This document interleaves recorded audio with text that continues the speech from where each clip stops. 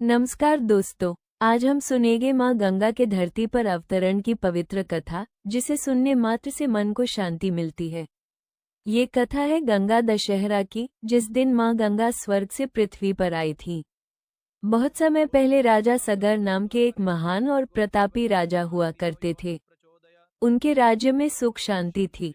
एक दिन राजा सगर ने अपनी शक्ति और धर्म की स्थापना के लिए अश्वमेध यज्ञ करने का निश्चय किया। अश्वमेध यज्ञ में एक घोड़ा छोड़ा जाता था।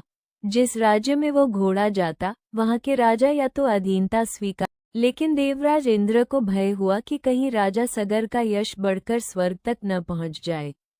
इसलिए उन्होंने छल से यज्ञ का घोड़ा चुरा लिया और उसे कपिल मुनि के आश्रम के पास बांध दिया। जब घोड़ा गायब हुआ, तब राजा सगर ने अपने 60,000 पुत्रों को उसे खोजने भेजा।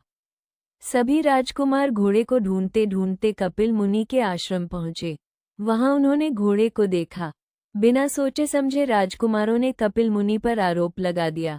वे बोले, इसी ऋषि ने हमारे पिता के यज्ञ का घोड़ा चुराया है। उस समय कपिल मुनि गहरी तपस्या में लीन थे। अचानक शोर शराबा सुनकर उनकी आंखें खुली। अपने ऊपर झूठा आरोप और अपमान देखकर वे अत्यंत क्रोधित हो गए। उनके तपोबल की अग्नि से राजा सगर के सभी पुत्र वहीं भस्म हो गए।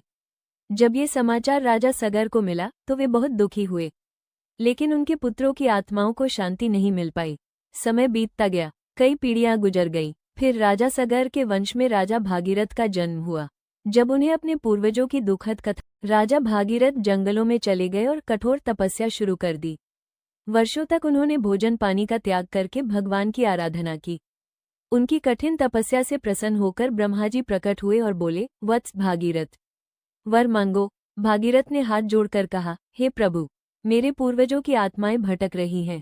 कृपा करके माँ गंगा को पृथ्वी पर भेज दीजिए, ताकि उनके पवित्र जल से मेरे पूर्वजों को मोक्ष मिल सके। ब्रह्मा जी बोले, तुम्हारी इच्छा पूरी होगी, लेकिन गंगा का वेग बहुत प्रचंड है। यदि वे सीधे पृथ्वी पर उतरेगी तो धरती टूट जाएगी। इसलिए तुम्हें भगवान शिव को प्रसन्न करना होगा। ये सुनकर राजा भागीरथ ने भगवान शिव की घोर तपस्या शुरू कर दी। कई वर्षों की कठिन साधना के बाद भगवान शिव प्रकट हुए। उन्होंने कहा, भागीरथ, तुम्हारी भक्ति से मैं प्रसन्न हूँ।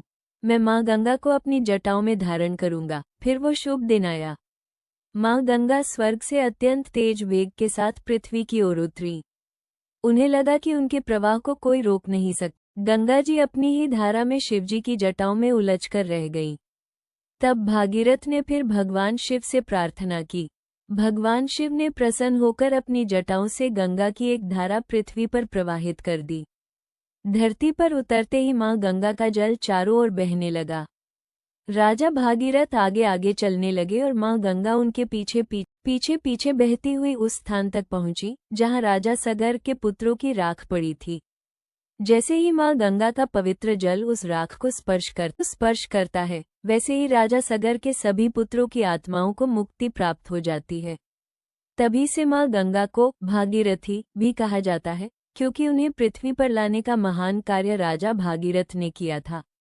मान्यता है कि ज्येष्ठ मास के शुक्ल पक्ष की दशमी तिथि को माँ गंगा धरती पर अवतरित हुई थी। इसलिए इस दिन गंगा दशहरा मनाया जाता है। इस पावन दिन गंगा स्नान, दान, जप और पूजा का विशेष महत्व माना गया है।